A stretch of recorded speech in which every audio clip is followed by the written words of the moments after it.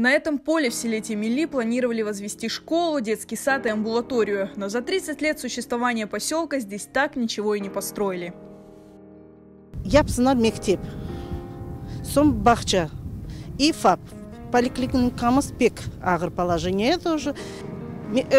Бахча варсалер детский сад, мест нет, подождите. Уже bizim балаларымыз evlenip gittiler. Torunlarımız уже мектебе қатынай, 10 сыныфлара олды. Ну, до сих пор ждите. Сколько можно ждать? Bizler endi tap anda Родниковый центріне барма ұзақ қартларға, хастақ адамларға бізге ФАП құрсынlar, мектеп құрсынlar, балалар бақчасы құрсынlar. Ер кезде енді торыннар өсіп отыра. 30 жылдан бері бір şey yapılmaq керек та енді бұл бір күн ола.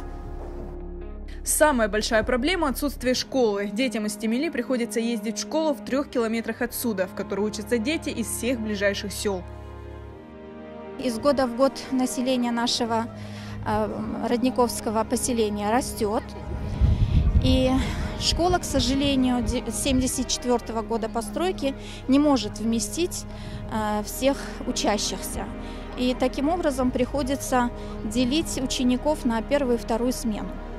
Если раньше во вторую смену учились только 2 классы, то на следующий год уже и 3 прибавились.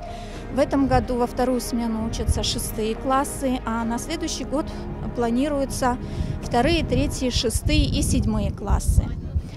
Мектеп мында алмағанны пек қиын. Күнде 4-5 кере Родниковыйге қатынаймыз. Сабадан 1-ші смена, алып кетеміз, алып қайтамыз. Обедтен соң 2-ші смена. Оларында вақытлары саат 12-де бұда біте, 1-де 2-шісінде башлай. Ел арасында юреміз. У меня 3 детей, я многодетная мама. У меня сын ходит во 2 класс, 2 смену. Он приезжает со школы в 7:20, и он в такую темень, мы идем до конца своей улицы. Мы живем на лесополосе, и мы очень хотим, чтобы нам здесь построили школу, ФАП и детский сад.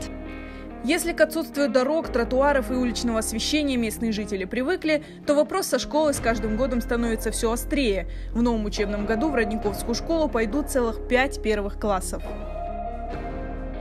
Мен бегенмен екінші смену ұмшын ашчы қала. Уроки маға и сабақ керек ерте тұрмаға. Если мында олacak мектеп, мүлкін олacak просто çıkarsın и кетесің. И керек ми бензин тратить. Не надо было далеко ходить в школу, чтобы можно было бы быстро приходить и уходить. Я на автобусе ездю домой и в школу.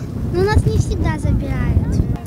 Иногда так заполнен автобус, и нас не берут.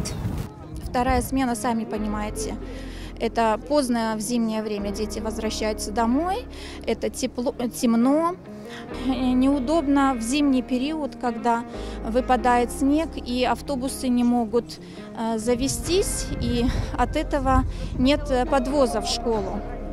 Местные жители утверждают, постоянно обращаются к властям, но ситуация не меняется. К тому же люди опасаются, что свободный участок земли могут отдать под что-то другое. То, что зависит от сельского совета, мы поставили на кадастровый учет. И школа здесь все равно, она запланирована. Школа, ФАП, детский сад, клуб и социальные все проекты, как они запланированы, так они и будут выполняться. И даже мыслей нету, чтобы землю куда-то что-то по что-то другое отдавать. Глава сельского совета предложила жителям снова написать обращение к местным и районным властям и обещала сама содействовать решению проблемы. В ближайшее время местным жителям пообещали заасфальтировать главную улицу, а также сделать тротуары и уличное освещение на остановке.